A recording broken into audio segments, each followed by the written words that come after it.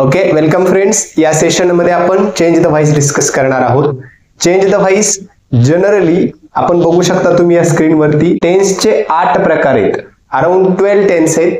याच्यामधले 8 प्रकार टेन्सचे जे की active voice to passive voice change होतात.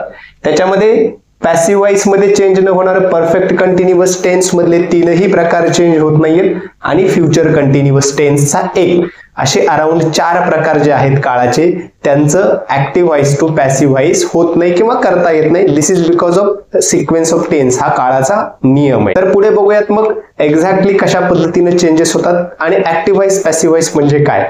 जनरली तुम्हाला म्हणजे प्रत्येक व्यक्तीला जेव्हा रिपोर्ट रायटिंग करायचं असतं किंवा थिसिस रायटिंग करायचं असतं किंवा कुठल्याही प्रकारचं ऑफिशियल रायटिंग असतं ते जनरली पॅसिव्ह व्हॉइस मध्ये असतं. First of all try to understand what do you mean by active voice. Active voice म्हणजे काय हे बघूयात. या ठिकाणी तुम्ही बघू शकता sentence Dev watered all the plants in the garden. आता हे ऍक्टिव्ह व्हॉइस का आहे तर जस्ट बिकॉज ऑफ व्हॉइस म्हणजे कोणाचा व्हॉइस, सब्जेक्टचा. या ठिकाणी सब्जेक्ट जो आहे तो कशामध्ये, ऍक्टिव्ह मोड मध्ये. याची जी कृती आहे, याची जी ऍक्शन आहे ती ऍक्टिव्हली शोकेस करण्याचा मीनिंग तयार होतो या सेंटेन्सचा. म्हणून या व्हॉइसला, या प्रयोगाला ऍक्टिव्ह व्हॉइस असं म्हटलं जातं. Then we have next one that is passive voice. आता पॅसिव्ह व्हॉइस म्हणजे काय, या ठिकाणी हेच सेंटेन्स आपण पॅसिव्ह व्हॉइस मध्ये कसं होतं ते बघणार आहोत. Now you can see this is the object. All the plants in the garden वर वॉटर्ड बाय देव. आता या ठिकाणी सब्जेक्ट ऍक्टिव्ह नाहीये. या वाक्याचं कर्म म्हणजे जे काही ऑब्जेक्ट पार्ट आहे ऑल दी प्लांट्स हे काय करतं, ऍक्टिव्ह रोल प्ले करतं. याची कृती सांगण्याचं काम या ठिकाणी केलेलं आहे. So this is why this sentence is called as passive voice. आता तुम्हाला active voice to passive voice identify करत असताना काय केलं पाहिजे तर आपण सब्जेक्टच्या कृतीला प्रश्न विचारतो. वॉटर्डला व्हॉट डिड दे वॉटर्ड, तर या ठिकाणी आन्सर मिळतं ऑल दी प्लांट्स. आणि जे आन्सर मिळतं ते त्या सेंटेन्सचं ऑब्जेक्ट असतो. Try to understand. त्याच्यानंतर पुढे काही वाक्यरचना आहेत खूप महत्वाचे. तर पहिला आहे सिंपल प्रेझेंट टेन्स मध्ये active voice to passive voice कशा पद्धतीची वाक्यरचना असते ती बघूयात. पहिल्यांदा सिंपल प्रेझेंट टेन्सचा फॉर्म्युला आपल्याला माहिती आहे, सब्जेक्ट प्लस V1 किंवा V5 प्लस ऑब्जेक्ट. म्हणजे मुख्य क्रियापदाचं पहिलं रूप किंवा 5वं रूप म्हणजे SES प्रत्यय असणारं रूप आणि त्याच्यानंतर ऑब्जेक्ट आहे. मग आता याच इथे या ठिकाणी subject plus subject into bracket doer का दिलेले तर तो कृती करणार आहे. म्हणजे ही जी ऍक्शन आहे ती पास करतोय, ही ऍक्शन करतोय. आणि याचा फॉर्म्युला तुम्ही बघू शकता पॅसिव्ह व्हॉइस मध्ये कसा होणार आहे, ऑब्जेक्ट म्हणजे ऑब्जेक्ट हे सब्जेक्ट पार्टच्या ठिकाणी येणार आहे म्हणून ऑब्जेक्ट घेतलेले आणि सब्जेक्ट पार्ट जो आहे तो ऑब्जेक्ट असणार आहे. Plus am is are. जेव्हा तुमचं सिंपल प्रेझेंट टेन्सची वाक्यरचना असेल त्यावेळेला तुमचं सहाय्यकारी क्रियापद त्या ठिकाणी am is are पैकी एक असणार आहे.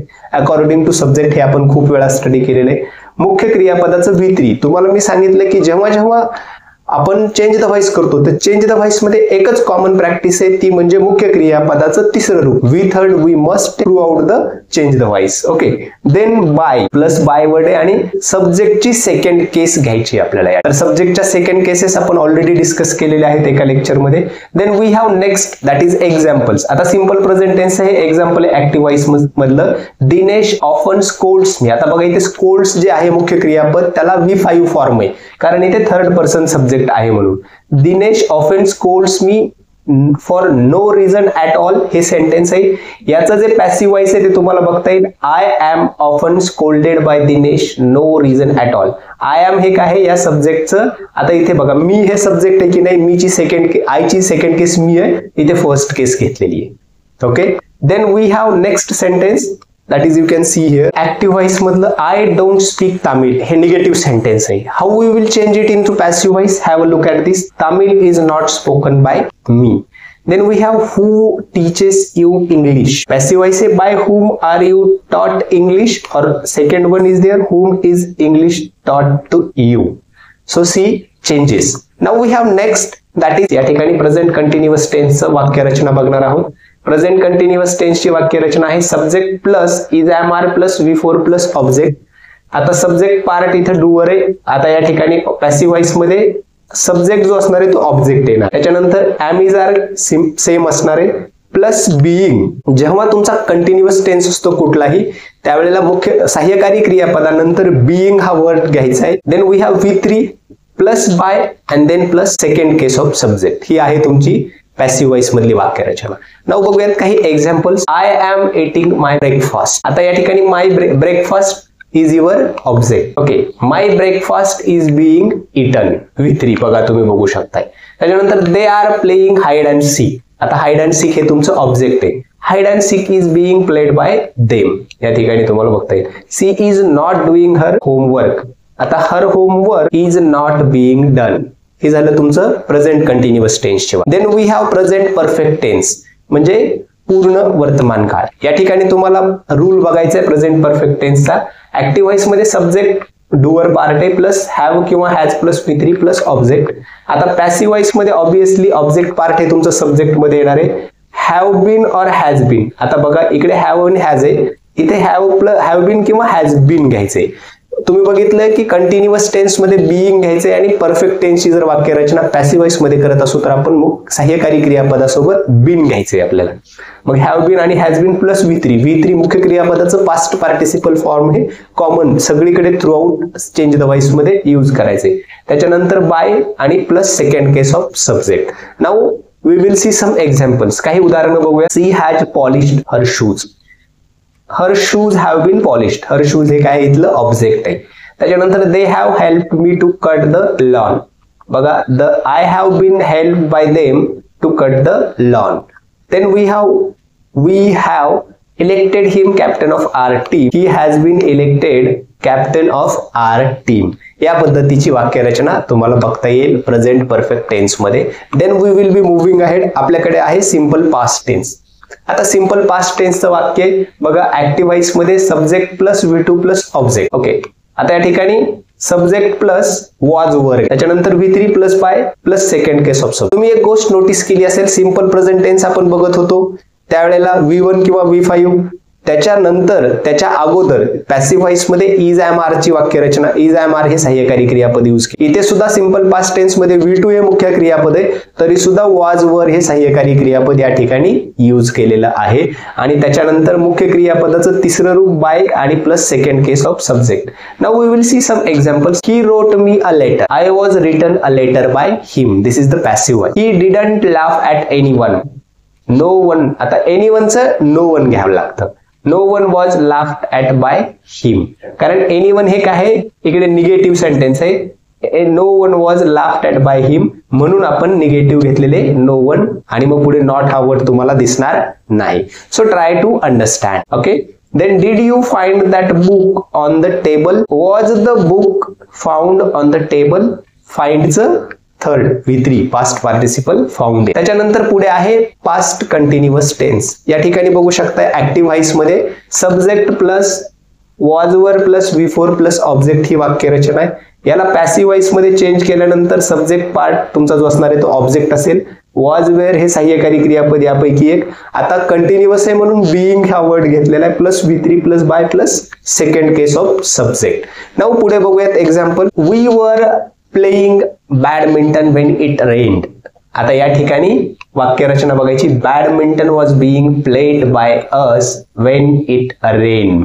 Okay, what are you talking about. Example जे आहे ते क्वेश्चन आहे, इंटरॉगेटिव्ह सेंटेन्स आहे.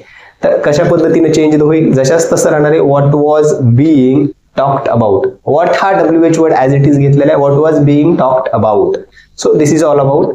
Who was plucking the flowers? By whom were the flowers being plucked? So see the changes, active voice to passive voice. Then we have next that is past perfect tense. Now you can see the formula. Subject plus had plus V3 plus object ही वाक्यरचना आहे. आता ज्या वेळेला perfect tense असतो त्यावेळेला वाक्यरचना change होते पॅसिव्ह व्हॉइस मध्ये. ऑब्जेक्ट हा जो असतो तो सब्जेक्ट पार्ट मध्ये येणार आहे. Had been. आता इकडे कसं पास्ट टेन्स मध्ये थ्रू आउट हॅड आहे V3 आणि मग वाक्यरचना पुढे ऑब्जेक्ट. पास्ट परफेक्ट टेन्स मध्ये तुम्ही अशा पद्धतीची वाक्यरचना बघितलेली की सहाय्यकारी क्रियापद हॅड हे थ्रू आउट आहे. मग हॅड इथे या ठिकाणी आणि त्याच्या असोसिएशन मध्ये V3 असल्यामुळं बीन घेतलेले. त्याच्यानंतर मुख्य क्रियापदाचं तिसरं रूप हे through out change the voice घेतोय आपण plus by plus second case of subject. उदाहरण बघूयात. The widow had brought up her son properly. The son had been brought up properly by the widow. त्याच्यानंतर who had beaten that little child. Question आहे by whom had that little child been beaten. So this is all about passive voice. Now we have that is future, simple future tense. Simple future tense मध्ये active voice मध्ये subject plus shall किंवा will plus V1 plus object ही वाक्य रचनाचा change the voice होत असताना passive voice मध्ये सब्जेक्टच्या ठिकाणी ऑब्जेक्ट येणारे, शाल बी किंवा विल बी येणारे, लक्षात घ्या बी घेतलेले, plus V3 plus by plus second case of subject. त्याच्यानंतर तुम्ही बघू शकता example, I shall not tolerate this, negative sentence आहे, this will not be tolerate by me. Okay, then he will not invite me, I am sure. I am sure हे या ठिकाणचं extended sentence आहे. आपल्याला he will not invite me इथपर्यंत change the voice करायचे आणि I am sure हे पुढे as it is sentence extended घ्यायचे. I shall not be invited by him, I am sure. Who will bail the cat? By whom will the cat be bailed? Then we have that is future perfect tense. Future perfect tense मध्ये वाक्य रचना आहे subject plus shall have किंवा will have plus V3 plus object. याचं change the voice होताना passive voice मध्ये object part subject मध्ये असणार आहे. त्याच्यानंतर तुम्ही बघू शकताय शाल हॅव बीन किंवा विल हॅव बीन ही सहाय्यकारी क्रियापद असेल, मुख्य क्रियापदाचं V3 असेल प्लस बाय वर्ड असेल आणि राहिलेला सेकंड केस ऑफ सब्जेक्ट आणि मग extended part sentence. I shall have done my work by this afternoon, my work will have been done by this afternoon.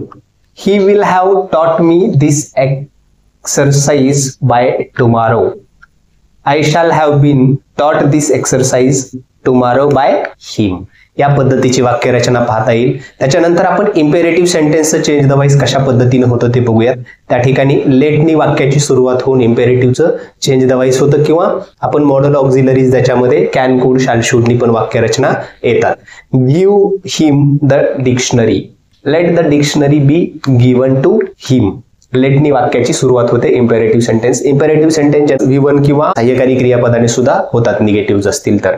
Please give me that dictionary, you are requested. बघा या ठिकाणी please मुळे you are requested to give me the dictionary, अशा पद्धतीची वाक्य रचना आहे. Leave this home at once, you are ordered to leave this home at once. You can explore our book, we have lot many entries given there, a lot many sentences are given there for your practice, so try and understand. That's it. Thank you, thanks a lot.